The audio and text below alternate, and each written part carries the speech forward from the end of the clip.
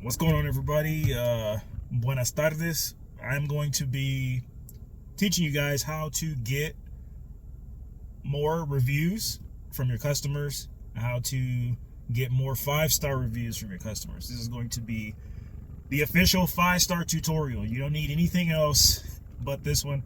The reason I'm qualified to talk about this, I ran an auto shop a few years back, and I was regarded in the company as the one who figured out how to get people to do reviews more often and how to get them to rate high at the same time.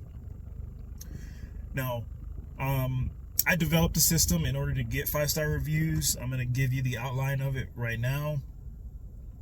The first step in getting 5-star reviews is good service. Step 2 is timeliness. Step 3 is asking for feedback. Step 4 is utilizing online ratings. And then I threw in a bonus one here at the end called assigning value. And that one will kind of keep separate, and I'll explain that one at the end. That's an alternate strategy that you can also try. It's more of a psychological thing. I guess technically everything's psychological, even my approach. And so in my shop, I called this the 3 quality questions. And the questions were: how was your service today? You get a response. Do you have time to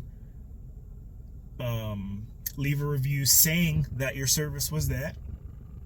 And then the third question was, do you have your phone?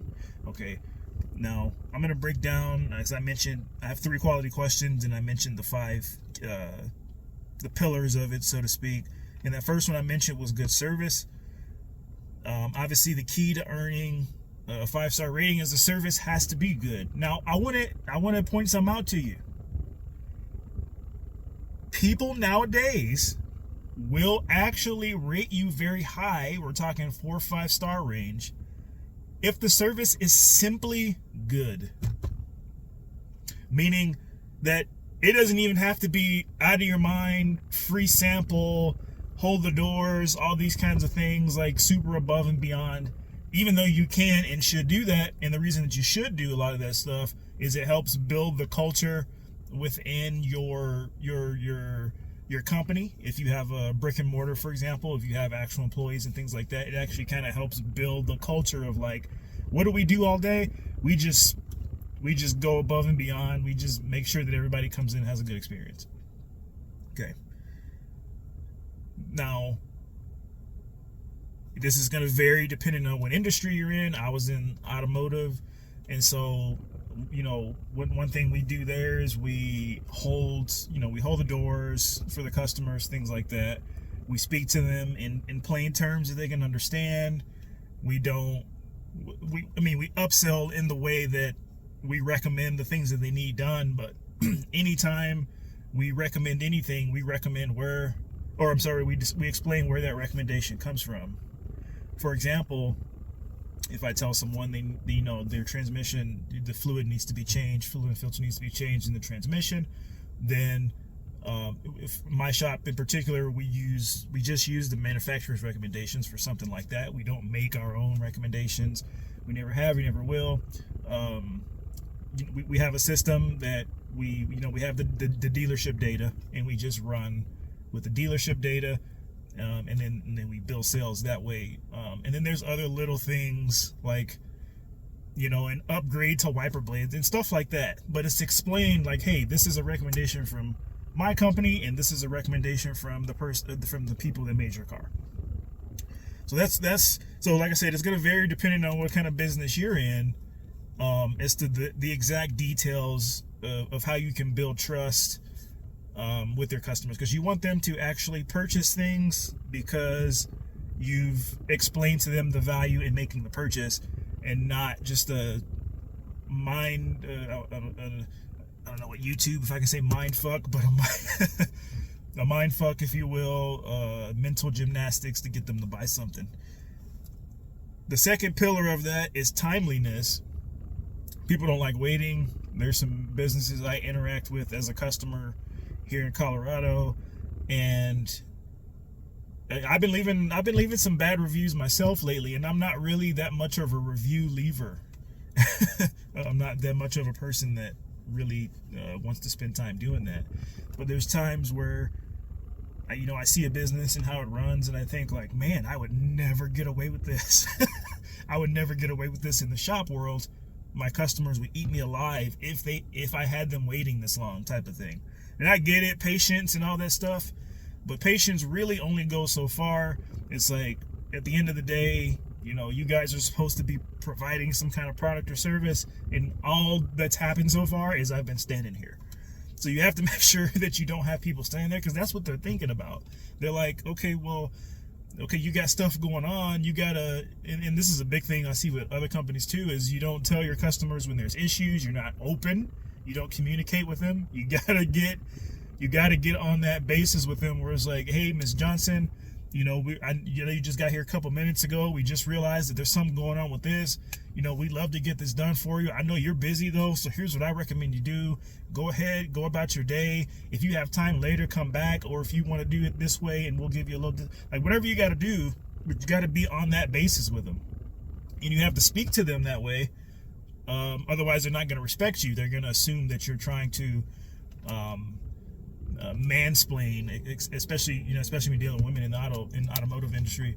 They're gonna think you're trying to mansplain things to them, or that you're being dishonest, and you don't want that to happen. So timeliness, figuring out how to make your operation run smoothly. Now, the third pillar is actually the main part. Remember, I said earlier that as long as the service is good, for the most part, as long as you didn't absolutely piss off your customer, then when you integrate the third pillar, this third tip I'm going to give you, you should still be able to garner a 4 or 5 star review.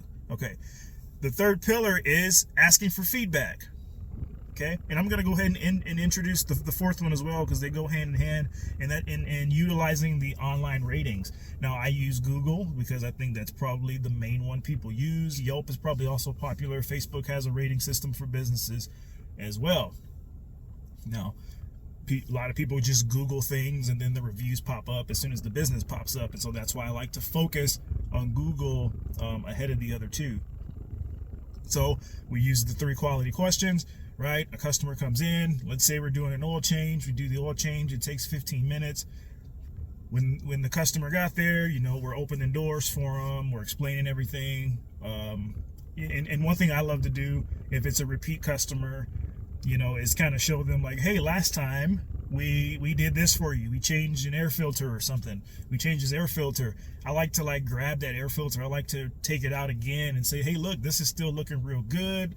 Glad you got this replaced. As you can see, it's catching some new dirt, whatnot, and it's doing the job it's supposed to be doing. We'll take a look at it each time you come in, but it should be fine for at least another 9 months, or whatever I believe the length of time that particular component will last for them. People love that. They love to see that you're not just trying to sell them stuff. And so let me get back to the topic here, but ask for feedback, right? So this is the 3 quality questions. So what this really means is you just ask a question. You ask the question, hey, how was your service today, Miss Johnson? Well, Miss Johnson's gonna give you some kind of an answer. Okay, so here's what happens. Here's what happens in my system. This is what happens at least 80% of the time. At least 80% of the time, they say it was great, something like that, right? And they don't sing a song and perform a whole musical in front of you. It was great. And then you instantly follow up. Okay, this is how you do the questions. How was your service? It was great. Perfect. Do you have time to leave a quick review saying it was great? Right? They've acknowledged that it was great, and so it's less likely that they will not give you the benefit of the doubt and go ahead and do the review for you.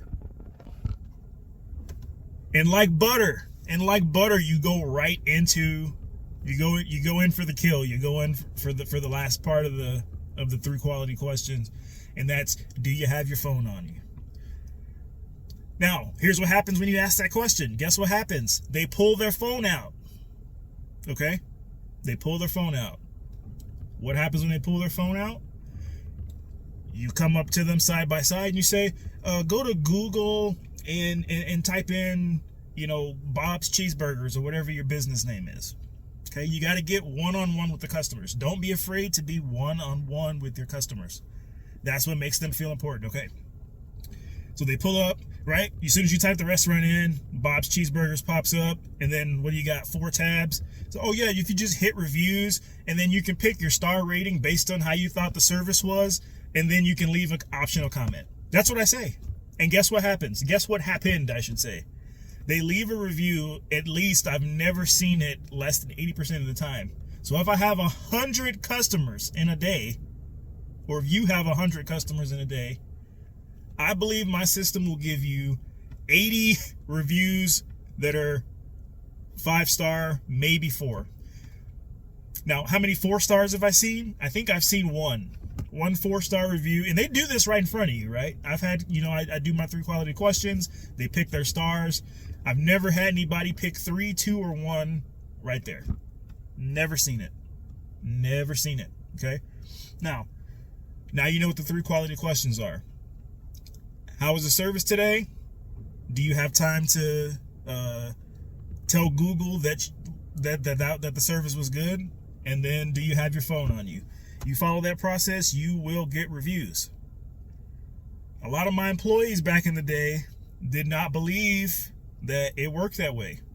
I also worked as a district manager for that company, and I would travel to different stores and I would teach them this method. And I'll never forget, one of the this store manager had hired a new employee, had been there about 2 weeks. I was kind of talking to him and I was explaining this process, and I was getting ready to leave. I was doing an audit, and I forget his name, but he's like, well, you say this works, well, I want to see you do it. And I love that he challenged me. And I wish more employees would kind of stand up and do that in different industries, kind of challenge your district manager when they say like, oh, well, these metrics need to be this, and here's the process. Make them show you, make them demonstrate. If they're actually committed to the company, they'll actually show you. So long story short, the next customer that came in, I showed them the process, and I got the review. I got a 5-star review, and I sold that employee my system. He believed it because he heard me speak of it with conviction, and then he watched me deliver it exactly as I had explained it to him. And so you can do the same thing. Okay? I guarantee it will work. If it doesn't work, then you need to really look at the cleanliness of your building. You need to look at the service. Do you have employees that look angry or something? There's something else that's going on there. Because from a basic human psychological perspective, that process should work. Now, real quick, let's get to assigning value. This is a different kind of system, and I don't think it's as good as the system I just explained. But if you put like a little chart up in your business somewhere with 5 stars on it, and then each star represents something, you could take a different psychological approach and say, man, based on these criteria here, this star being the how fast the service was, this star being, there's like 3 rabbits over here I'm looking at, this star being how quick the service was, this star being how good the service was, this star being how clean the bathrooms were, this star being the price, and this star being employee friendliness. How many stars did we achieve today? And then have them choose based on that. And that's really what the assigning value is. You assign value to each star and then ask the customer to see if you achieve that. So there you have it. I developed that system a few years ago, and I figured I should go ahead, since I was starting a YouTube channel anyway, I figured this is probably one of my greatest creations from my time as a leader in I guess the retail, hospitality, service industry world, whatever. Anybody who has a business where they interact with people that you could get a review from, then this video should help you out. I appreciate it. Brand new channel, like I said. Definitely comment on what you think about the process. Maybe actually go try it before you comment. My employees used to try to dog the process before they tried it, and the employees that actually used it would win more money from contests that I hosted because they would follow my process and get more reviews than the ones who complained about it. So with that, like, subscribe, do all that jazz, and keep a lookout for other videos. I'll be kind of talking about different things I learned in leadership, automotive. I also have a background in meat. I'm a journeyman meat cutter as well, so I might drop some stuff related to those industries as well. All right, peace out.